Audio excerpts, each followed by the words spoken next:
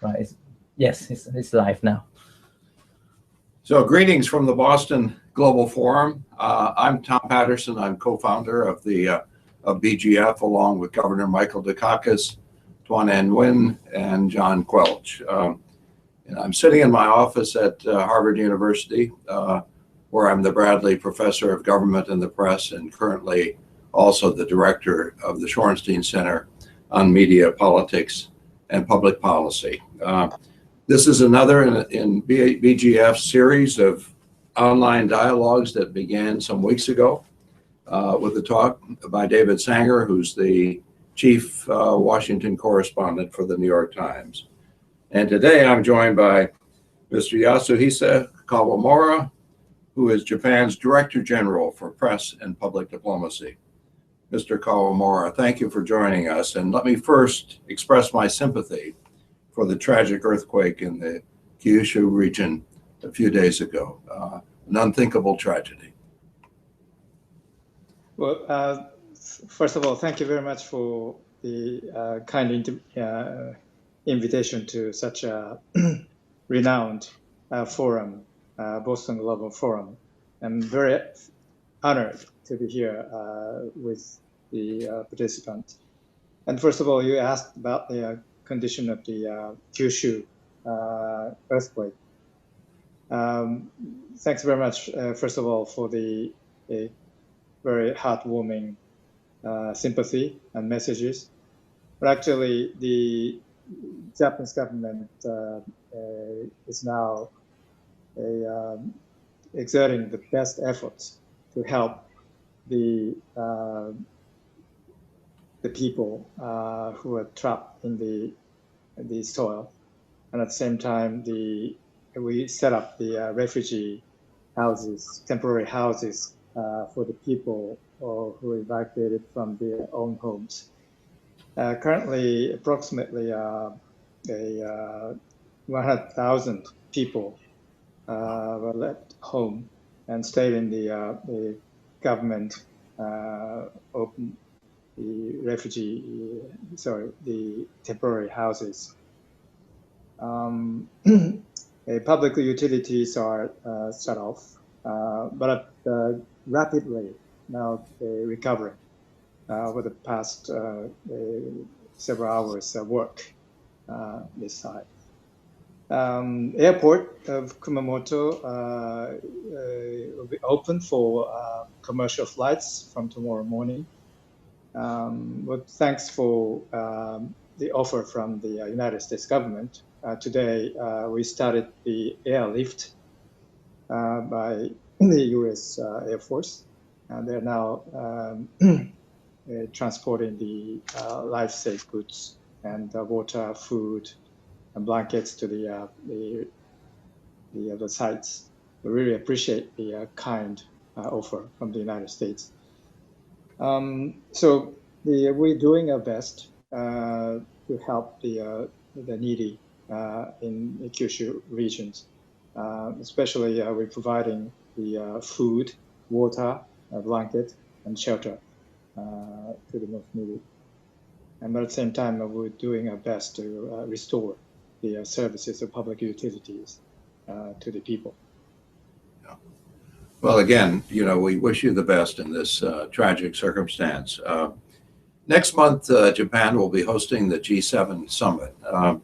What issues do you think will dominate that summit? Okay, the G7 summit meeting will be held in Japan on May 26th and 27th. The region is called the Iseshima. I think it takes about 2.5 hours from Tokyo. It's a beautiful sea resort region. And in 8 years' absence, we host the summit meeting of the G7 leaders. So we are now spelling out the possible discussion items for leaders. First of all, we have underlined that the value of a G7 summit leaders meeting. It just reminds me of the last year's Germany Chairman Elmao summit meeting. At the beginning of the summit meeting of last year, Prime Minister Abe said, by looking over the past 40 years of the G7 summit meeting, what is the meaning for G7 in contemporary international affairs? Prime Minister Abe said that if we look over the 40 years of history, we gathered here as the countries of a combined, tied with the common fundamental values, including freedom of speech, democracy, free economy, and the rule of law. So those fundamental values combine those G7 leaders. So this is fundamental philosophy, which would also be relevant for the upcoming G7 summit meeting in Ise-Shima in May. So if you look around today's international security situations, the whole world has received the challenges from the terrorists and the extreme violent activists and the attempts to change the status quo through force. So in other words, that the world is facing the challenge of the international order, which is built upon the fundamental values of the rule of law and such a human rights values. So the G7 summit meeting will deal with those imminent challenges from the international community. And prior to the summit meeting, quite recently in Hiroshima, Japan, G7 foreign ministers meeting was held. Japan was the chair. And in political and security field, the G7 foreign ministers discussed the imminent challenges, notably North Korea maritime security, and Russia, Ukraine, and so forth. So based upon this discussion of the G7 foreign ministers meeting, I think on the security areas, the summit leaders will discuss, extend based upon the achievement made by the foreign ministers. I'll touch upon those subjects a little bit later. And also the G7 traditionally developed as the forum of discussing the world economy, or the house of coordinating economic policies. So under the decelerating economies, mainly through China and other emerging economies, so the future prospect of the world economy is increasing, becoming unclear. So Japan as chair would like to seek that the G7 summit would issue a positive policy message to the world. Climate change and energy would be another important topic for leaders to discuss. As you may recall, the Paris Agreement at the COP21 meeting last year made a good achievement. So G7 summit meeting in Ise-Shima will be the opportunity for leaders to discuss that the world as a whole should take for the prevention of the global warming based upon the achievement of the Paris goal. Japan did make a substantial contribution to the successful conclusion of the COP21 in Paris by pledging an increased 1.3 trillion yen to the development fund for the developing countries.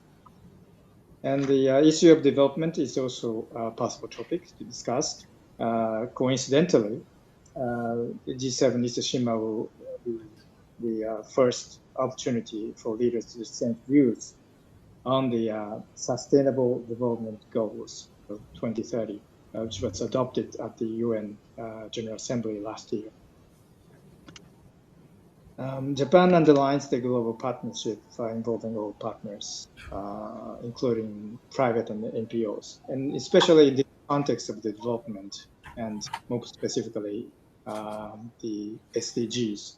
I think all partners, including NGOs, should be encouraged to discuss the issues. And in practice of the G7 Leaders Summit meeting, the hosting chair country could underline a couple of focal issues. In case of Japan summit in Ise-Shima, there are three. One is the health issue.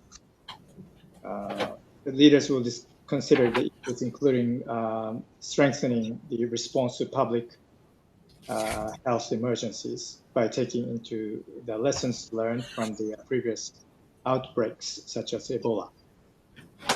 In addition, they will also discuss ensuring the provisions of lifelong health care services from maternal, newborn, and child health through non-communicable diseases and aging in the pursuit of universal health coverage.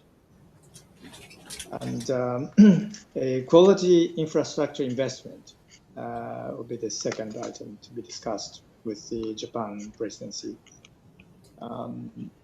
There's a global demand-supply gap in infrastructure investment. But according to the World Bank, the gap reaches $1 trillion a year. So quality, reliable, endurable, and environmentally friendly infrastructure building will be key for sustainable development of Asia, Africa, and other part of the world. But this concept of the quality infrastructure goes beyond a short-term quantitative view. So Prime Minister Abe, in this regard, announced the Partnership for Quality Infrastructure last May. At the Ise-Shima Summit, leaders will communicate the importance of quality infrastructure investment and will discuss the possible contributions by the G7. And the last issue for under the Japan presidency with a special focus will be women. Japan has been working towards a society where women are actively engaged. As part of this initiative, Japan has been hosting the World Assembly for Women, so-called WOW, W-A-W, since 2 years ago, inviting the international leaders to join discussions on issues surrounding women. So following Elmau Summit last year, the G7 this time will focus with some specific relevance to women on the agenda. So those are the crux of the overview of the prospect of the G7 Ise-Shima Summit. If you need, I'd like to add some of the achievement made by the G7 foreign ministers meeting in Hiroshima last week. So North Korea, for example, foreign ministers condemned the nuclear tests and the missiles launches, demanded the DPRK not engage in any further provocative actions, urged North Korea to address human rights concerns, including the abduction issue. But in North Korean issue, I may need to add the recent excellent collaboration among the Japan, the United States, and South Korea. In the fringe of nuclear security summit meeting in Washington, D.C. at the end of last month, 3 leaders demonstrated strong solidarity against North Korea's repeated provocative actions and agreed to intensify even closer communication among foreign and defense authorities. And tomorrow, on the 19th, those three countries under secretaries of foreign office will gather in Seoul to follow up the three leaders' agreement in Washington, D.C. last week. And maritime security was also one of the main items discussed among the G7 foreign ministers in Hiroshima. And foreign ministers are concerned about the situation in the East and South China Sea, emphasized the importance of a peaceful settlement of disputes, and expressed strong opposition to any unilateral actions that could alter the status quo and increase tensions jointly. So they share the concern over such a unilateral attempts, and they agree to oppose any such actions. Good, thank you. Those are the main topics to be picked up by the leaders in Ise-Shima.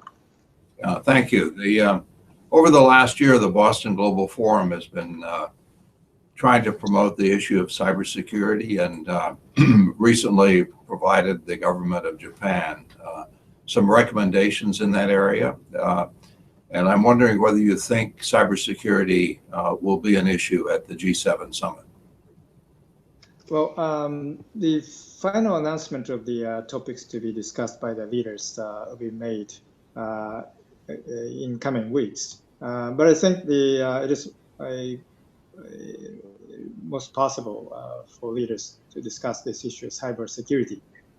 On cybersecurity issue, as you may know, the Japanese and the United States governments have been conducted a series of discussions. And we'll continue to such a discussion, and probably towards the goal of discussion of to emphasize the importance of the rule of law. The rule of law should be applied to the cybersecurity arrangement. I expect that in coming weeks that the items to be discussed will be much clearer sense. But I hope that, yes, that the leaders will discuss this. What do you think the prospects are of getting China, Russia to agree to some international norms about cybersecurity? Well, I think the G7 forum, G7 is the forum, a place where the leaders of 7 countries, as I said before, those countries are representative of the fundamental values. So I think that from this perspective, the decision and discussions provide a guiding principle for the international community to follow. So I guess that at the end of the day, the G7 will make a very meaningful message to the world. So you've already made reference to the increasingly difficult situation in your area with North Korea continuing its nuclear path, and China becoming increasingly aggressive in the East China Sea and the South China Sea. What's the Japanese government's position on building up its own defense capacity, given what's happening in the region? Japan has been doing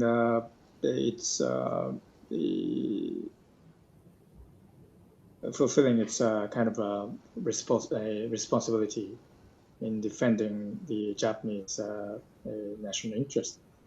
But as you know, the security environment in the Northeast and Pacific regions posing more difficulties for any country in the region.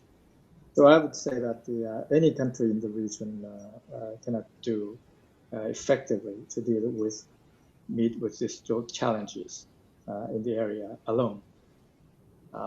So collaboration, cooperation, coordination, those are required. And I think in this regard, last year, Japan passed new legislation on security and peace. And in accordance with this legislation, Japan and the United States also agreed to formulate new defense guidelines. We also provide the capacity building for the Asian countries to deal with their ocean issues. We coordinate policies with our partners in Asia and the Pacific regions so frequently.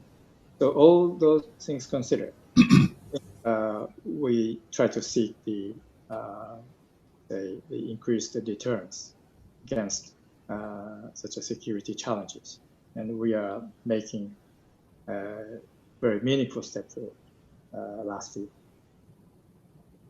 Now, do you see any danger in Japan's traditional, traditional reliance on the U.S. for its defense? Do you foresee some continuing development of Japan's continuing defense capacity? Well, I think, as I said before, that we will do our own efforts to deal with the security challenges. But at the same time, we continue to, more than ever, to work closely with the ally, the United States, to meet with the newly emerging challenges. As I said in the beginning, that the security environment surrounding Japan in the Pacific area is more or increasing the difficulties. So we need effective, efficient collaboration in this regard. So let's shift to, if we could, to some economic issues. Japan is a party to the Trans-Pacific Partnership Agreement, and as you know, the TPP increasingly looks in trouble in the United States. Several of the Republican presidential candidates have come out against it, and so have the two Democratic candidates, Hillary Clinton and Bernie Sanders. And what would be the implications for Japan if the United States, if the Congress here should refuse to agree to the TPP? Well, again, for we know through the press reports that the TPP was kind of the focus among the U.S. presidential candidates in campaigns and their remarks. But as from Japan, that we cannot make comments on what those U.S. presidential candidates are referring to the TPP. Japan on its own capacity, as Prime Minister Abe said, he would pursue his own kind of mandate that he would do his best to pass the TPP legislation in the Japanese Diet. Actually, he submitted the bill to the Diet on March 8th, and the bill is under consideration among the Diet members now, and we hope that it will go through accordingly. And I think that the same thing for the United States will also consider the right treatment of the TPP. Now, do you think strengthening economic ties to China could be one of the ways to go forward and reducing some tensions in the region? Well, China is now Japan's biggest trading partner. Right. and the huge amount of Japanese overseas investments directed to China. So China is Japan's very important economic partner. And so I hope that this relationship will continue to grow. And Japanese companies in China employ hundred thousands of people, local people. So it contributed to the local economy. Chinese tourists come to Japan in a massive way. So the Japanese the economy is also welcoming those people for purchase of Japanese commodities. They also enjoy a quality of service and quality of air. And so it's a very interactive and positive contributive elements. So there's no question about it. But having said that, you mentioned that the security issue between the two countries. Well, in the East China Sea and South China Seas, the unilateral attempts to still going on, and we are witnessing some changes in the approach to the East China Sea regions.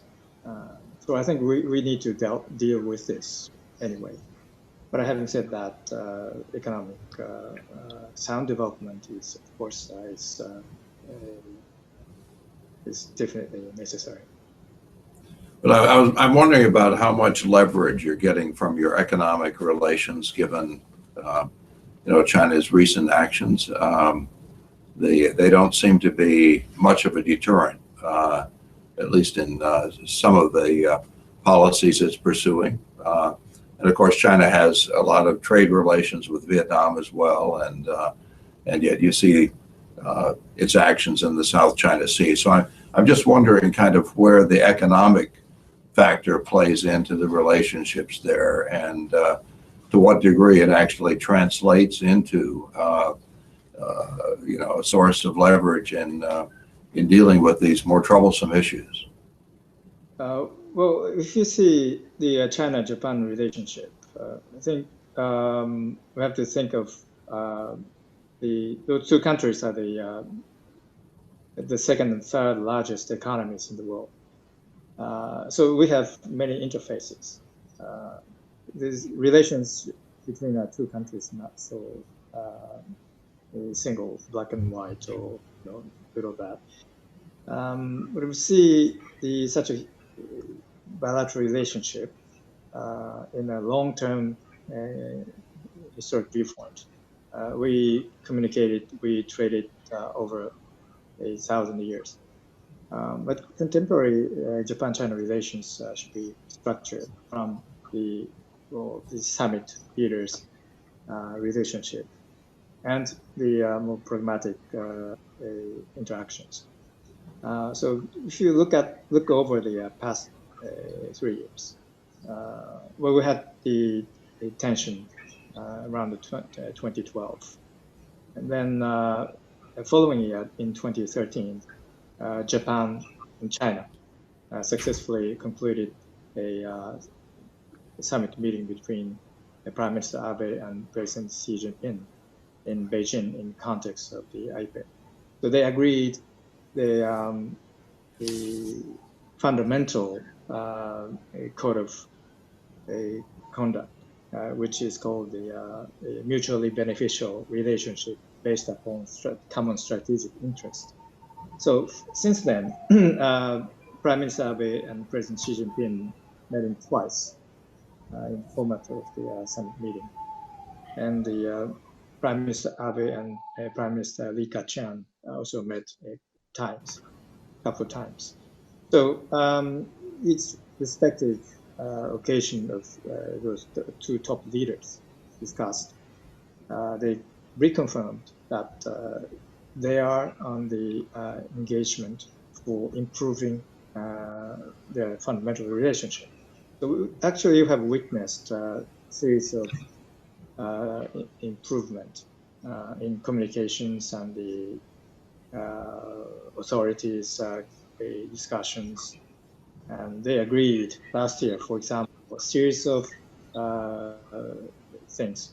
One of them is the mutual visits by foreign ministers, economic high-level discussions, and the consultations in the East China Sea on the issue of the resource development and others.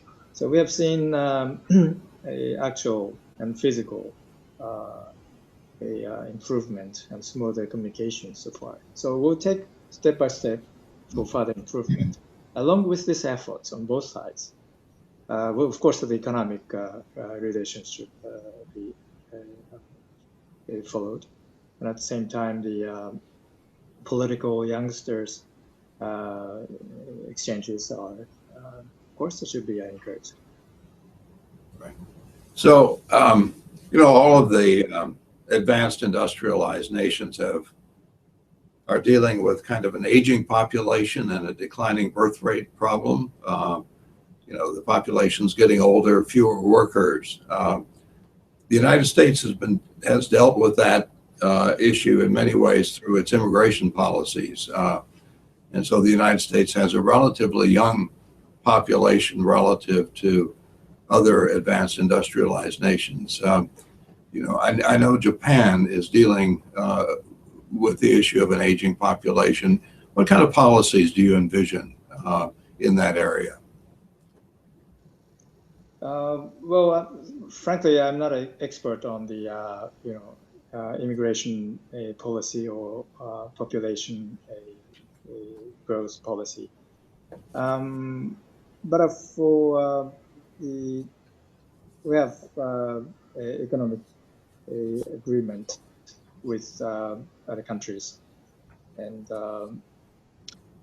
we have a policy of the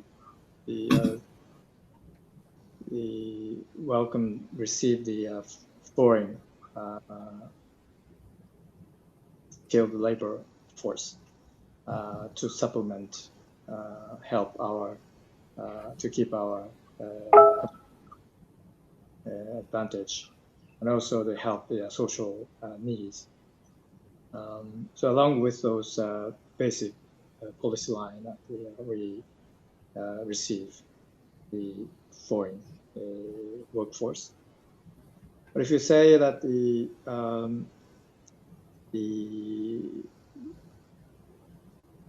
should differentiate the refugee issues and the immigration policy issue. But I think your question is about the immigration policy issue. So we have certain criteria that the skillful labor forces there are basic stance. But of course, on different aspects of the front, we may have some concrete proposals in these areas. So, Mr. Kawamura, in closing, let me ask you two very broad questions, and you can take this wherever you would like to take it. So, what are Japan's largest worries for the future? What are its major hopes? Your first question is what are the Japanese most what are your principal worries looking ahead, looking to the future? What are your major hopes? Okay. I think you should ask the question to the Prime Minister, but what is the fear? Frankly speaking, now the whole attention of the Japanese government, I mean, concurrently on the rescue of the people in the Kyushu devastated area because of the earthquake. There might be another series of aftershocks in the area. And there are also missing people and devastated houses and the water supply, electricity, and so forth. So we are now doing our best to help them restore the public utility services to them. This is a very immediate future issue for us. But the midterm future, issue. Of course, the security and the peace challenges, terrorism challenges, as well as the security challenges in Northeast Asia are the biggest issues for us. So we're now dealing with those ones. In upcoming G7 summit meeting, we'll deal with it. And also in bilateral context, US, the United States continues to be the most important ally for us. And we'll continue to discuss it, collaborate with it to deal with this.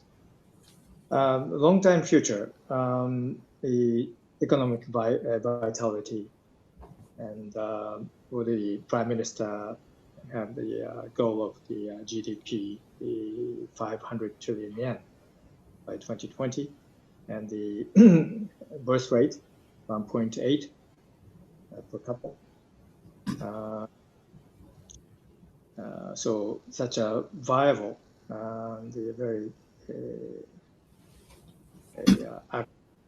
and competitive Japanese society, community, and economic might be the goal. And we're surely to attain this goal by implementing all the necessary measures. Mr. Kawamura, thank you very much. Mr. Kawamura is the Japan's Director General for Press and Public Diplomacy, and he's joined us today for the Boston Global Forum online series of dialogues. I'm Tom Patterson from the Boston Global Forum. Thank you for being with us today. And Mr. Kawamura, thank you very much. Thank you very much. Bye. Yeah, bye. Right. Thank you very much.